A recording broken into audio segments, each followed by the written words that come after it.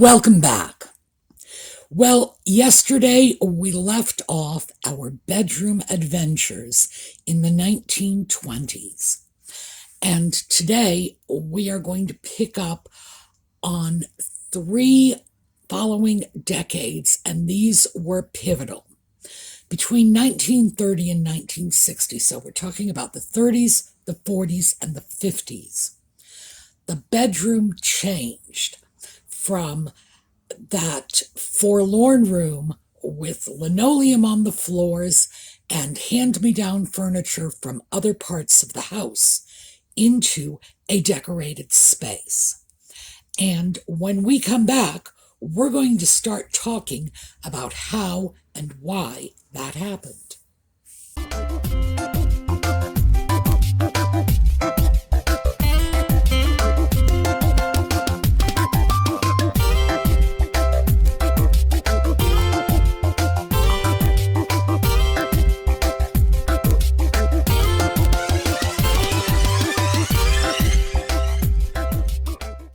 So the picture we are looking at right now is a room in Balmoral Castle. And I chose this very specifically, in part because when I think of color gone wild, I think of Balmoral. And of course, I'm sure Balmoral's been on all of our minds lately because of the tragic passing of the Queen. I know she was getting older, but I had high hopes that she would outlive her mother, who went past 100. So, anyway, Balmoral Castle. This room in particular has, and I've counted, this is just what I'm gathering from a photograph, 5 different colors and varieties of wood, probably more, but this is what I can detect visually from a small photograph, and 7 different fabric patterns. And nobody thinks that's strange at all. Why? Because this is how they did it. There was no real decorating sense of incorporating colors, textures, patterns into a room to create an aesthetically pleasing space. If they had a chair with red upholstery and they wanted it in a room with green wallpaper, well, that's where the chair went. And what we see between 1930 and 1960, those 3 decades, the 30s, the 40s, the 50s, is the emergence of color theory as part of home decorating. Now, keep in mind, color theory had been around for centuries. Artists had been using it very effectively in their paintings to create nice compositions, but it wasn't applied to the home. And it's not just Balmoral. If you go to any of the great colonial and federal era mansions in the U.S., Monticello and Mount Vernon come to mind, you will find rooms wallpapered in blue where the furniture's upholstered in yellow, and nobody thinks anything of this. It doesn't occur to anyone that maybe there might have been a better color choice. And that's just one example because, quite frankly, the yellow and blue rooms I find to be rather pretty.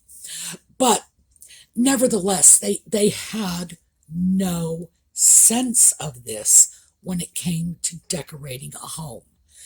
If you were lucky enough to have furniture, you valued it, you treasured it, you passed it down to your grandchildren, and that was all there was to it.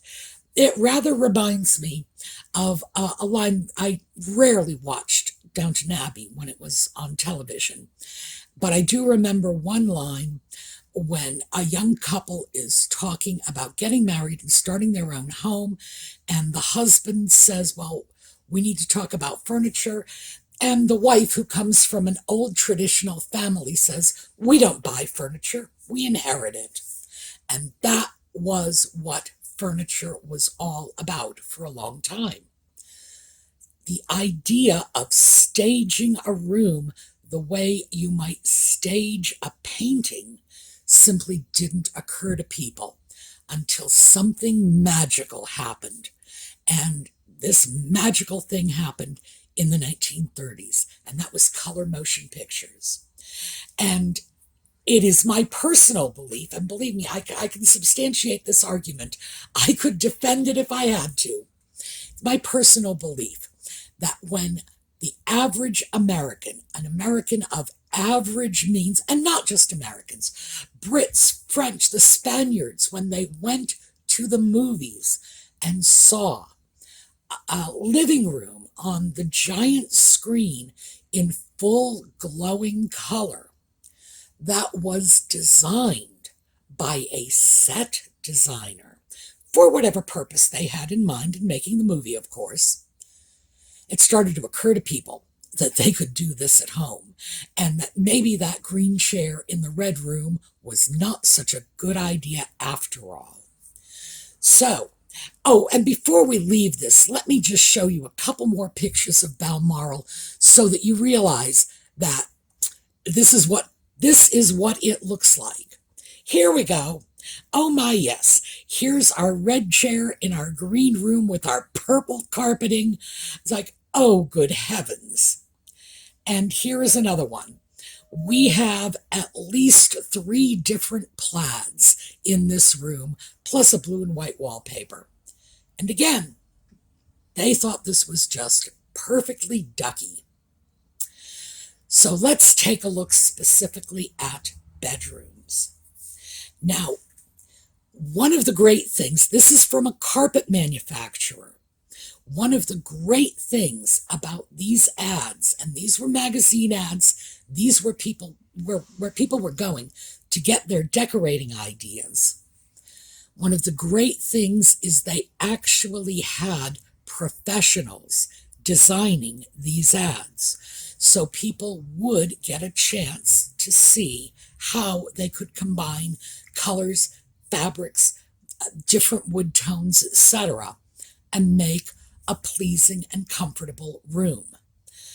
This one, yeah, we've got a rose carpeting with a purple chair and a green bedspread. I'm not sure how clever this one was. But the point is, they did have pros throwing ideas out at people. What we start to see when we hit the 30s is color is coming into the bedroom in good ways, in positive ways, as opposed to let's just throw 3 quilts on the bed and who cares if they go together. This is from a series, and this was decorating magazines. And they went out of their way to do tricky color combinations in this. And we see this sort of dark sage green combined with purple. But notice they're taking the colors from the carpet and they're mirroring it with the chair and the quilt that's on the settee. And then, of course, you're seeing the colors on the wainscoting repeated in the curtains. They're showing people very effectively how to play with color because, of course, these were professionals designing these rooms. Here's another one. This one is a little monochromatic. It's shades of blue. And notice, we're in the 30s now, so we do not have linoleum on the floor. That was one of the things that sort of fell by the wayside at the end of the 20s.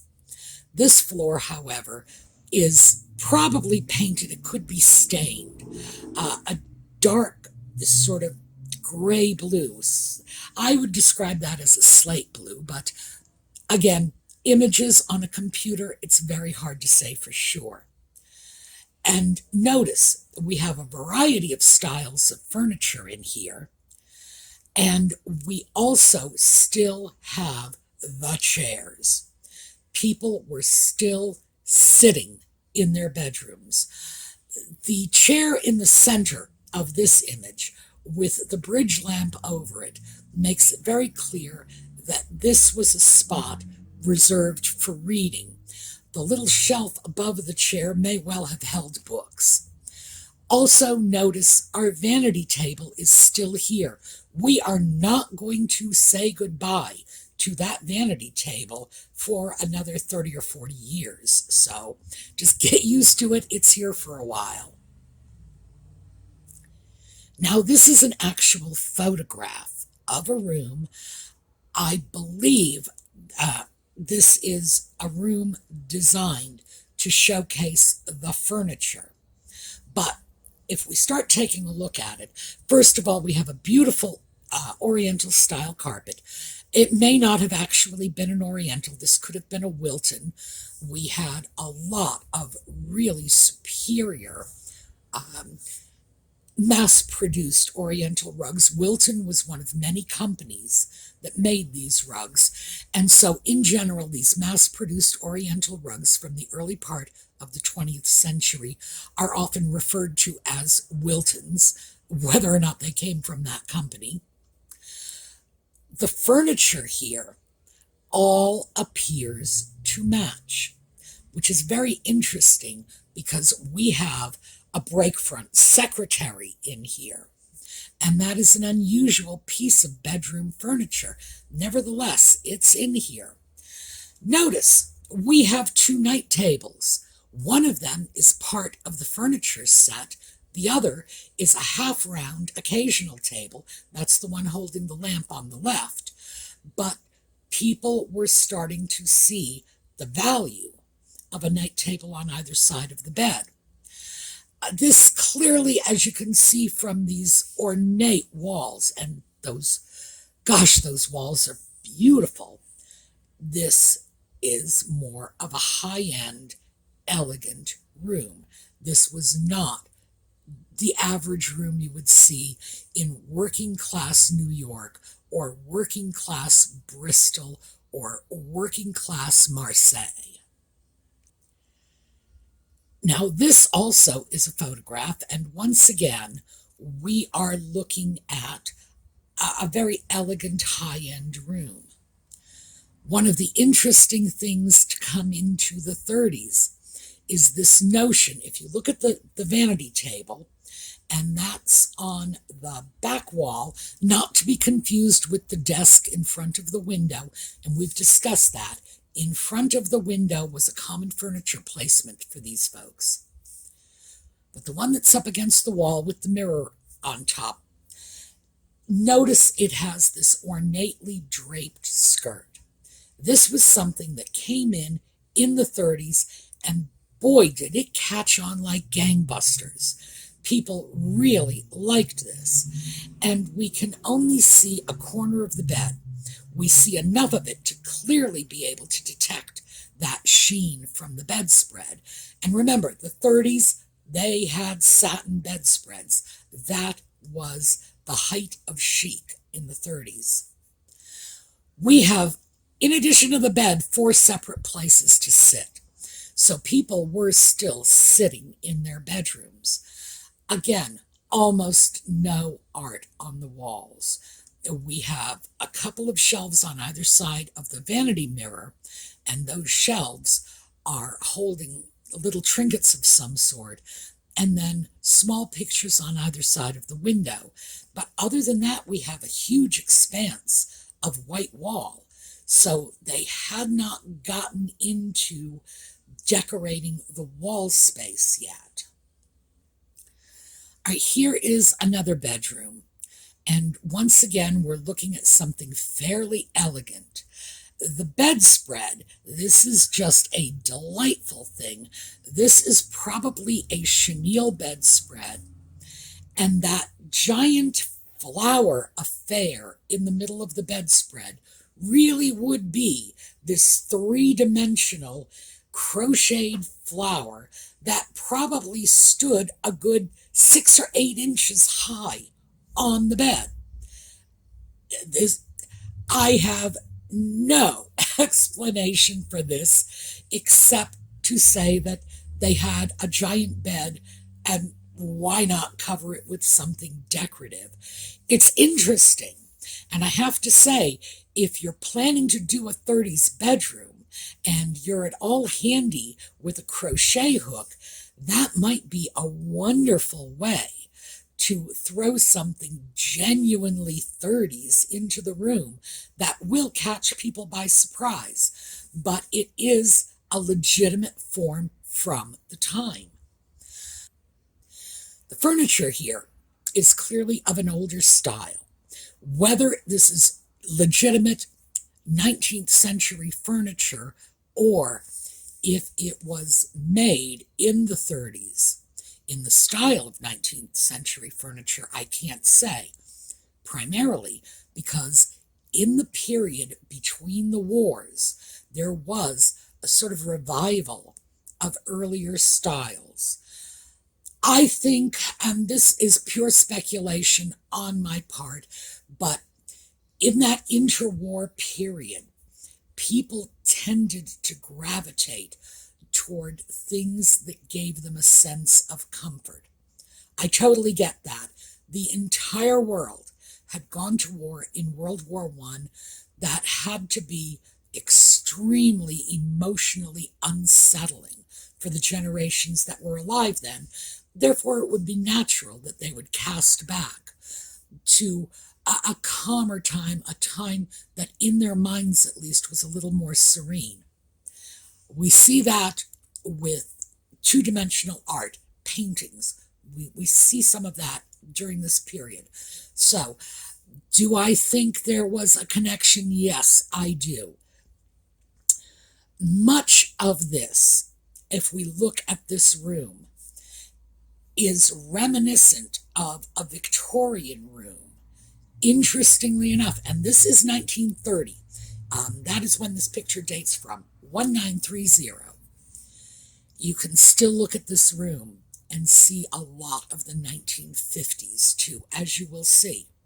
So this is probably the classic 20th century American bedroom because, boy, it's just covering the entire century in its feel, in the way things have been arranged, in the window treatments, etc. I would love to be able to see whether or not this bed has two night tables, because two night tables is something coming into vogue. And why? Because we had two night tables, matching nightstands in the Hollywood movies we saw on the screen.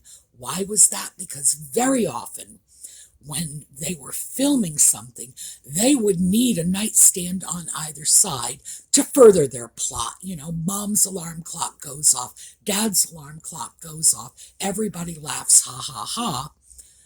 It was something Hollywood sort of threw out to the rest of us, and we caught on very quickly. Now this is a blip on the radar. 1930s, this is a designer room for a young girl. You can see so many designer touches in here. Let's start with the floor is not only painted, but it has a design painted on it. The furniture, as you can see, is Art Deco. It's like, ooh, look at that. Very modern, very trendy. Look at the checkerboard effect on the wood. All of the pieces are matching. The desk, and that is the piece that is on the far left side of the photograph. It has a typewriter on it, dead giveaway. And the dressing table, that's the piece between the two windows with the mirror over it. Once again, dead giveaway. They are identical pieces, showing that we were starting to play with the concept of the vanity then.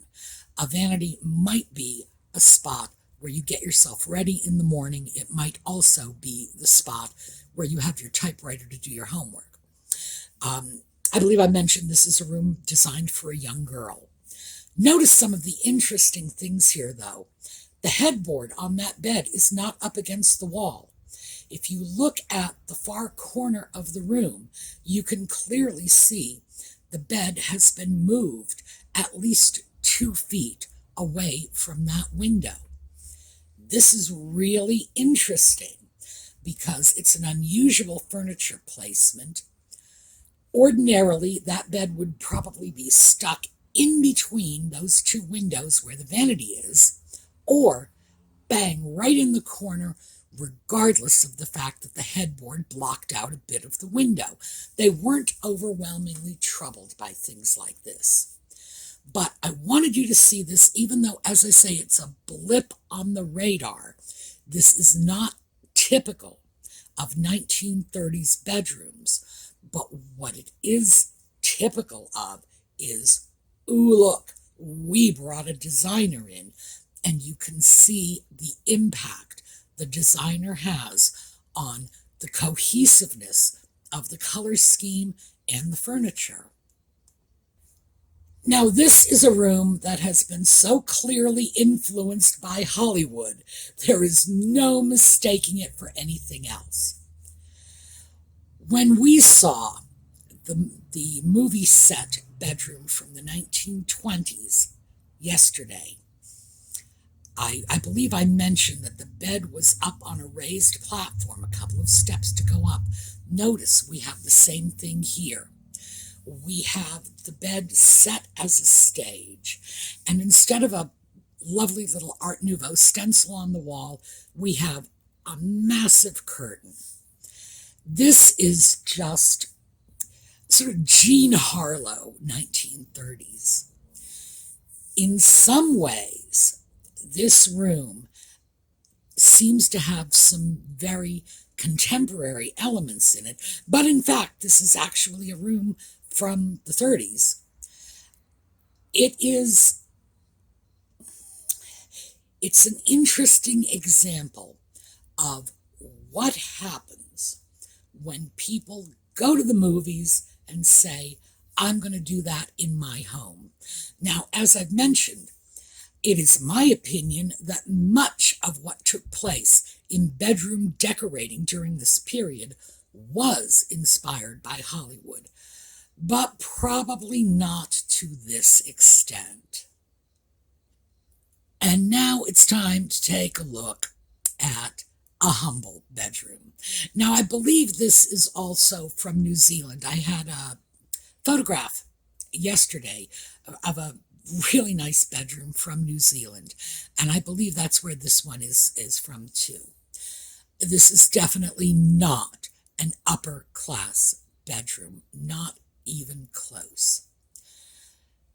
Notice the bed, and it's not just a question of the paint peeling off the bed, but look at that mattress. That is typical for what a mattress was like in less affluent homes. These were dreadful, lumpy things that were, as I mentioned before, stuffed with cotton, and you just made out as best you could. There is a cradle in the room, so this was certainly a room designed to house at least one child, probably a child and the parent, possibly even parents plural.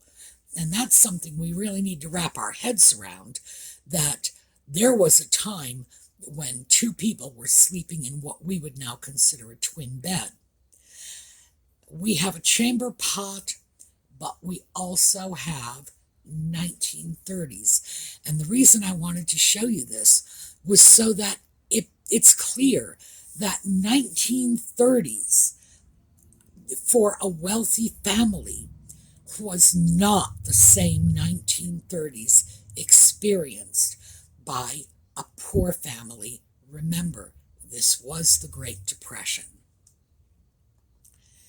Now, this is not actually a bedroom. This is just bedroom furniture in a showroom. 1930s waterfall style. I wanted you to see this because this is a style that came out of the 1930s. It's American Art Deco, streamlined modern, and it was everywhere, absolutely everywhere. This was the style of the 1930s. And what we see here, please note, is two matching nightstands. And this is the first time we are actually seeing two nightstands matching in the homes of the average individual. Now, this is just for the fun of it. This is a train car from the 1930s. This would have been a sleeper car. As you can see, the only thing that really says 1930s here, at least to me, is the bed, which is a style that was not popular before the 1930s. Very interesting. Yes, it's a bedroom. No, it is certainly not a typical bedroom. Most bedrooms do not take you to Boston. But just so you can see that bedrooms had become very, very standardized by this point. Now, this is a 1930s bedroom from somewhere in rural America. This is not in an elegant city home. This is how the simple folk of middle America were living. Now, notice the dresser is late Victorian. Why? Because people were not buying new furniture quite yet. The curtain appears to simply be tacked up on the window. Why? Because in rural America, well, not just rural America, let's just say economically disadvantaged America, probably other parts of the world as well, curtain rods were a luxury. And if you had a couple of nails and a piece of lace, you had a curtain. Notice the bed. Notice the headboard. Notice the footboard. I'll give you a second. That's right, they don't match. This is not a set of headboard and footboard. This would have been the way people would have lived. When you look at the headboard, as you follow the line down toward the floor, you can see this little bar coming out under the mattress. It's going to connect up with the other side, the mismatched footboard. They were designed to be virtually interchangeable. By the way, I can tell you my own bed is constructed like this because I have an antique bed. And that little rail dropped into some pockets that were on the headboard and the footboard. And there was a sort of tapered, like a tenon, that would slide in, very secure. Your springboard would be laid on top of that, and then your lumpy mattress would go again on top of the springboard. This is a very interesting picture to me, because notice we still have the linoleum floor. Notice also the very right-hand side. What you are seeing is the corner of a wardrobe, because once again, closets were not a thing then. Now, this is where we're going to have to break off, because once again, I am getting close to going over time, and I don't want to dump another 45-minute video on you. So we're going to break off here and pick up next week. Don't worry, we really do have enough material for next week. This is another of those images from decorating magazines. And as I said, they were really showing a very elegant and sophisticated use of color. Notice the bed is in an alcove in front of a window. That, I suppose, would work out well enough if you only had one individual sleeping in the bed, but I have a feeling if the bed was shared by two people, that would probably not be very appealing. The floor is either painted or linoleum. If it is linoleum, by the way, it's inlaid because it goes right straight to the edge of the room. We have our ubiquitous vanity table, one small nightstand, which makes sense because of the position of the bed. But what we have here is a really interesting color combination. And in this case, we have this dark slate blue combined with a salmony peach color. Very sophisticated, I think, especially given the fact that we're talking 1930s. But notice the bedspread, notice that sheen. Now, this is, of course, not a photograph. This is an artist's representation. But still, they made quite a point of incorporating that satin sheen because satin bedspreads were a very big thing. So, in summation, what we are seeing from the 1930s is Hollywood having an impact on the bedroom. And as we move along, we're going to see more and more of that. So, have a terrific day. I will see you all next week. I will see some of you this evening for Just Chatting. And we are going to go out once again with a slideshow from the Queen's life. I'm not through my mourning process yet. So until I am, we are still going to commemorate Her Majesty's incredible life. All right. I will see you all next time. Have a terrific day.